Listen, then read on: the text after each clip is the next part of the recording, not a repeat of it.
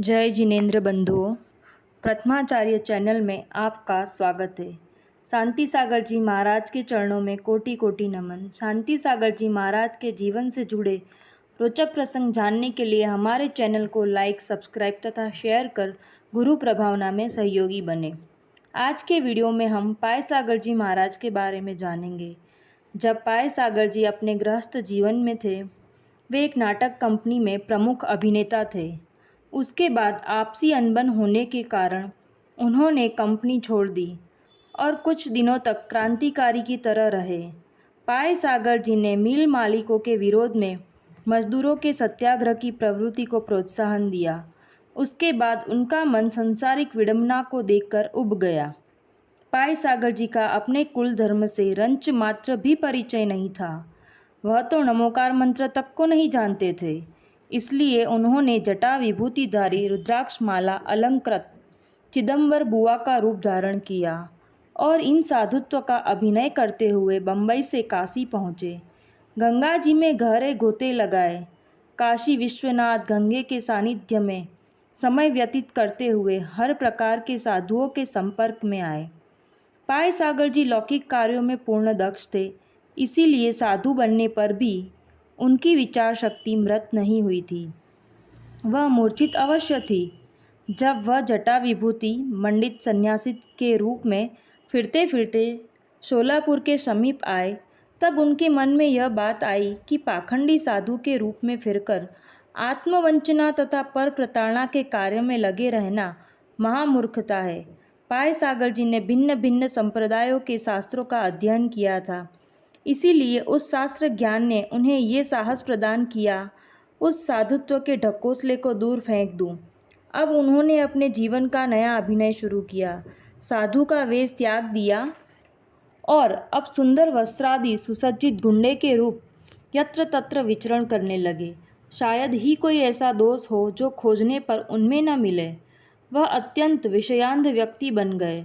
सुयोग की बात है, उग्र तपस्वी दिगंबर श्रवणराज शांति सागर जी महाराज का कौन्नूर आना हुआ। उस समय वह साइकिल लेकर बनठन के आचार्य श्री के पास से निकले। आचार्य श्री के मन से नमन भी नहीं किया, बस नाम मात्र के हाथ जोड़े। उस समय कुछ बंधुओं ने महाराज से कहा, महाराज, ये जैन कुल उत्पन्न है, महान व्यसनी है, इसे धर्म कर्म का कुछ नहीं सुहाता है।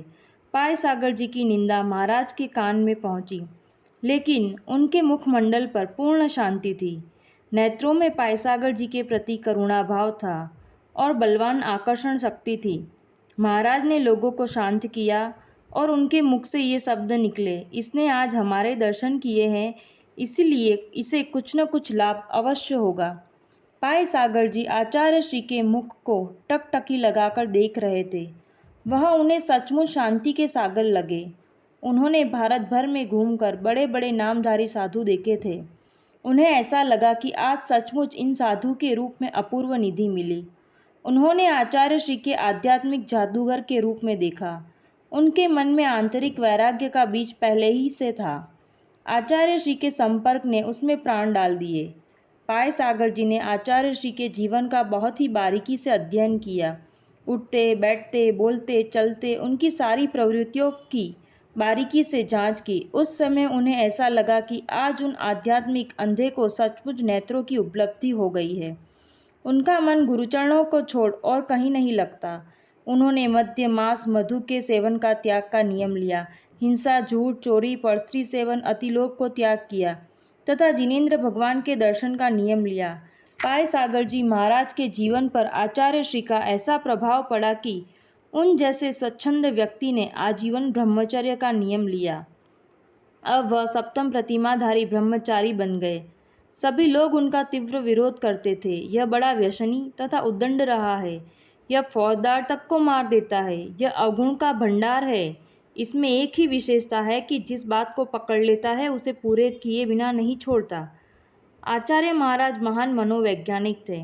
उन्होंने अपनी दिव्य दृष्टि से पाय सागर जी की सामर्थ्य को देख लिया, इसीलिए व्रत देने में लोगों के विरोध की ओर ध्यान नहीं दिया और दूसरे महीने में उन्होंने एलक दीक्षा मांगी और महाराज ने उनको कृतार्थ कर दिया।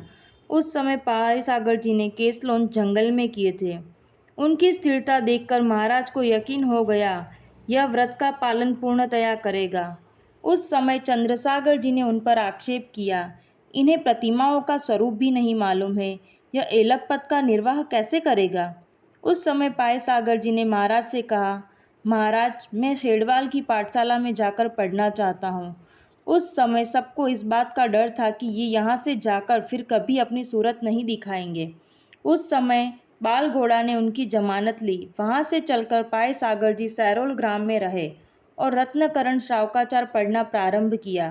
पाय सागर जी का दूसरे शास्त्रों का अभ्यास तो था ही, इसलिए उन्हें शास्त्र की तुलना करते शास्त्र के भाव को समझने में देर नहीं लगी। वह रात्रि को अभ्यास करते थे और दिन को व्याख्यान देते थे। उनके उपदेश में बहुत लोग आने लगे। कुछ समय बाद रुकड़ी के पंचकल्याणक महोत्सव में आचार्य महाराज पहुँचे और वहाँ पर पाय सागर जी भी पहुँचे। उनको देखकर महाराज ने पूछा, क्या सब कुछ पढ़कर आ गए? उन्होंने नम्रतापूर्वक कहा, हाँ, पढ़ आया। साथ के सब त्यागी हंस पड़े। उनका जीवन सबके लिए पहली सरीका था। जो भी उनके पूर्व जीवन के बारे में जानते थे वह स्वप्न में भी नहीं सोच सकते थे कि इनके जैसा विषयांध व्यक्ति जीवन इस आध्यात्मिक क्रांति का केंद्र बनेगा। उस समय महोत्सव में चंद्रसागर जी का भाषण हुआ और उसके बाद पाय सागर जी का उपदेश हुआ, जिससे सारी जनता उनकी ओर आकर्षित हुई। उस समय आचार्य श्री ने चंद्रसागर जी के आक्षेप का उत्तर दिया, तुम ही बताओ, ऐसे को दीक्षा देना योग्य था या नहीं। लोगों को ये ज्ञात हुआ कि महाराज मनुष्य के परीक्षण में कितने प्रवीण हैं। गुरु प्रसाद से 6 वर्ष बाद पाय सागर जी ने 1929 में सोनगिरी में दिगंबर मुनि दीक्षा ली। उन्होंने कहा था, आचार्य श्री महान योगी थे। उनकी पावन दृष्टि से मुझ जैसे पवित्र आत्मा का जीवन पावन बन गया। उनकी अद्भुत शांत परिणति, मृदुल एवं प्रिय वाणी से मेरे जीवन में आध्यात्मिक क्रांति हुई। मैंने कभी भी महाराज में उग्रता या तीव्र कषाय का दर्शन नहीं किया। ऐसे दिव्य दृष्टा आचार्य शांति सागर जी महाराज के चरणों में कोटि कोटि नमन। शांति सागर जी महाराज के जीवन के रोचक प्रसंग जानने के लिए हमारे चैनल से जुड़े रहिए।